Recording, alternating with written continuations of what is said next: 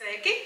Mani sauc Marika Taube, es esmu atklāta zvaigznes ABC redaktore, un šodien norisinās lielie lasīšanas svētki, kas ir LNB lasīšanas veicināšanas programmas bērnu, jauniešu un vecāku žūriju godināšanas pasākums. Tajā tiek godinātas lasītāju iemīļotākās grāmatas, un viena no tām ir Kā mans tētis atrada sev sievu, kuras autore, igauņu rakstniece Rēli Reinausa un grāmatas tulkotāja Dēla Ozola šodien ir kopā ar mums.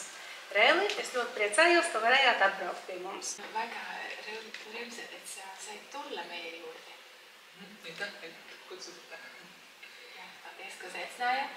Latvijā līdz šim ir izdotas 3 jūsu grāmatas, bet es gribētu pavaicāt, cik pavisam to ir.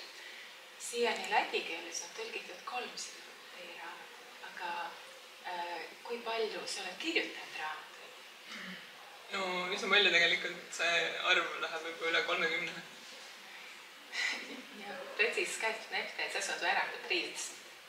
Tas ir daudz. Tad jau droši vien rakstīšana ir jūsu pamatnodarbošanās. See on täiesti palju. Kas siis kirjutamine on teie töö? No praegu küll, sellepärast, et ma saan kirjaniku palka, mis on siis Eestis selline, iga aasta valitakse välja 5 kirjanikku, kes siis 3 aastaks saavad nagu iga kuu palka ja ka tervisekindlustus on, et nad ei pea väga muretsema mingit muud asjad pärast oma elus ja saavad pühenduda kirjutamisele. Ka pašlaik noteikti, jo viņi ir starp tiem 5 laimīgajiem rakstniekiem Igaunijā, kas šogad ir saņēmuši rakstnieku algu. Tas nozīmē, ka viņai 3 gadus pēc kārtas nav jāuztraucās par iztikšanu, par veselības apdrošināšanu, un tiešām var visus spēkus veltīt rakstīšanai. Ko jūs darījāt pirms tam? Ja, millega te olete tegelenud enne?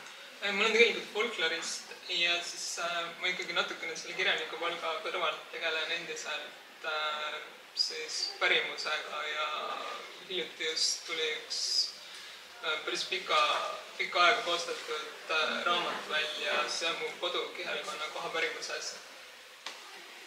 Nodarbojas arī ar folkloru, to mēs arī no darbiem noteikti varam just. Un arī tagad viņi ir sadarbībā ar citiem folkloristiem grāmatu veidojas un skatās savas dzimtās puses mantojumu. Tad es saprotu, jo es arī biju pamanījusi, ka grāmatās ir maģijas un fantāzijas pasaules elementi diezgan daudz, bet šī konkrētā grāmata ir ļoti realistiska, un es ticu, ka šādi notikumi būtu varējuši notikt patiesībā. Pat vai tā ir, vai jūs ideja aizguvāt no dzīves? No jā, aga see konkreetne raamat on tänapäevase elust ja kes sa oled kohtanud selliseid tegelasi päris elus? No ma arvan, et võib-olla mitte, et need on natukene nagu seal forsseeritud kõik nende sellised veidrad jooned, aga kindlasti ju kohtume inimesi, kes, ma ei tea, on pühendunud mingile asjale väga tõsiselt, näiteks tervislikule toitumisele või võib-olla mitte tervislikule toitumisele, vaid nagu sellisele rohkem toidu jälgimisele, kui võib-olla oleks nagu tavapärane või siis inimesed, kellel on koerad, kes võtavad neid igale poole kaasa ja kellel on võib-olla rohkem riideid, kui nagu mõnel inimesel ongi. Jā, protams, tiek katrs tēls ir ļoti pārspīlēts, bet viņi ir smelsies iedvesmu tiešām no satiktiem cilvēkiem, kas ir kādu lietu darījuši varbūt fanātiskāk nekā pārējie, vai no seko, ko ēst, vai kā ģērties, vai sunīt visur ņem līdzi, bet viss ir pārspīlēts. Jā, skaidrs. Un sakiet, lūdzu, vai jūs pati arī daudz lasāt?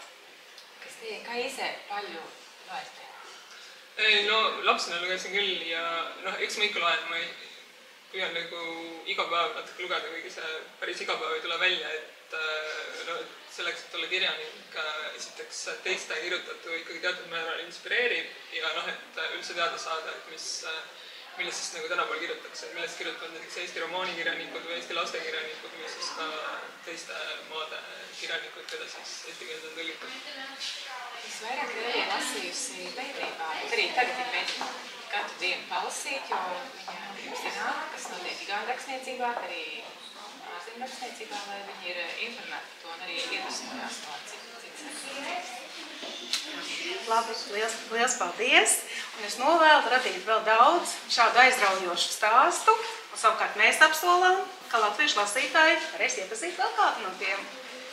No, suunet tulittenejuurde ja palju jõudutöid kirjutada, palju ilusaid ja huvitavaid raamatuid ja meie oma poolest ikka proovime neid tõlkida ja näidata Läti lugejatele. Paldies!